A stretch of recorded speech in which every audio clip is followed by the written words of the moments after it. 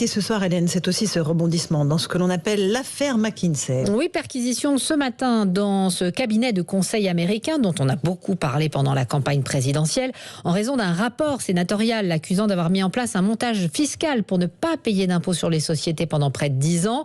Une perquisition, William Molinier, qui s'est donc déroulée ce matin au siège français de McKinsey dans la capitale. Oui, plusieurs policiers avec des brassards des douanes sont entrés en milieu de matinée au siège de McKinsey qui se trouve sur l'avenue des Champs-Élysées à Paris. Leurs investigations s'inscrivent dans le cadre d'une enquête préliminaire ouverte le 31 mars dernier par le parquet national financier. Enquête confiée au service d'enquête judiciaire des finances, un service de police fiscale placé sous l'autorité de Bercy. En clair, si les enquêteurs ont discrètement poussé les portes de cette entreprise, c'est qu'ils cherchent des indices, des preuves pour étayer des soupçons qui pèsent sur le cabinet de conseil.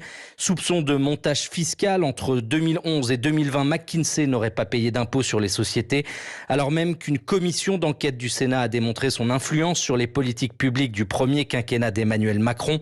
De son côté, McKinsey a toujours affirmé avoir respecté les règles fiscales françaises qui étaient alors en vigueur. Ce matin, la société a répété avoir collaboré avec la police lors de la perquisition, précisant que l'ensemble des informations demandées par la justice ont été fournies. William Molinier.